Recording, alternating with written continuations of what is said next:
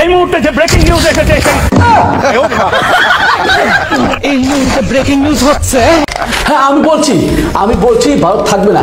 যে ভারত তার নিজ দেশের সংখ্যালঘু মুসলিমদের গরুগ্রস্ত রাখার অপরাধে খাওয়া তো দূরের কথা, মানুষকে পিটি হত্যা করে, সেই ভারত কেন থাকবে? হ্যাঁ আমি বলছি ভারত থাকবে না, আবারও বলছি ভারত থাকবে না। দর্শক, আমরা আপনাদেরকে দেখাই যে ভারত তাদের সংখ্যালঘু মুসলিমদের কিভাবে নির্যাতন করে এবং কিভাবে তাদের ধর্মীয় উপাসনা ভেঙে চুরমা করে। আমরা তো আপনাদের দেখাই দেখতে পাচ্ছেন যে ভারতের যেই মসজিদগুলো রয়েছে মুসলমানদের, সেই মসজিদগুলো কিন্তু তারা ভেঙে দিচ্ছেন। এবং আমাদের যতটা আপনাদেরকে আরো বলি যে সেই নরেন্দ্র মোদীর কথা, যে গুজরাটের কসাই যিনি বাবরি মসজিদ মুসলমানদের ভেঙেছে, যেখানে মন্দির ছিল বলে, সেই ভারত কিভাবে থাকবে?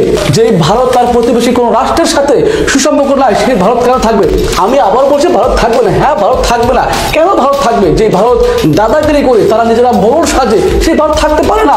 যে ভারত তার প্রতিবেশী কোনো রাষ্ট্রের সাথে সুসম্পর্ক দূরের কথা, তাদের যেই পররাষ্ট্রনৈতিক কূটনৈতিক বিষয় সেগুলো তো মেনে চলছে না, তাহলে ভারত কেন থাকবে? আমি বলছি ভারত থাকবে না। হ্যাঁ আবার বলছি ভারত থাকবে না। ভারত থাকবে না এই কারণে গাজাত হিন্দের মাধ্যমে ভারত টুকটুক হবে ইনশাআল্লাহ। চলেন মায়াদি, এবার শুরু করো তোমার মলম বিক্রি আর হকারগিরি। দুধ, চিনি, কাজু, বাদাম, এটা সেটাতে তৈরি করা।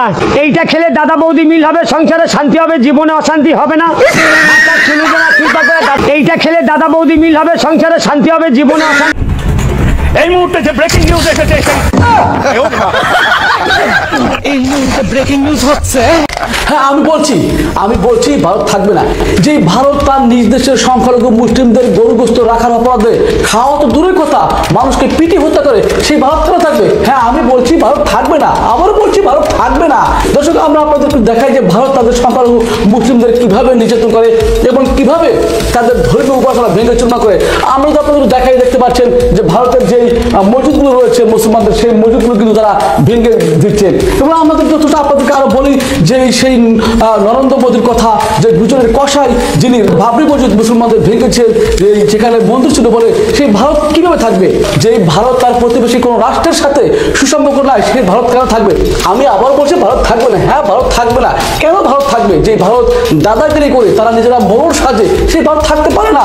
যে ভারত তার প্রতিবেশী কোনো রাষ্ট্রের সাথে সুসম্পর্ক দূরের কথা, তাদের যেই পররাষ্ট্রনৈতিক কূটনৈতিক বিষয় সেগুলো তো মেনে চলছে না, তাহলে ভারত কেন থাকবে?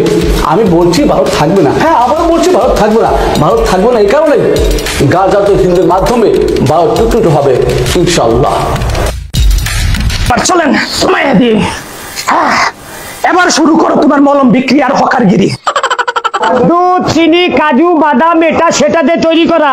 এইটা খেলে দাদা বৌদি মিল হবে, সংসারে শান্তি হবে, জীবনে অশান্তি হবে না।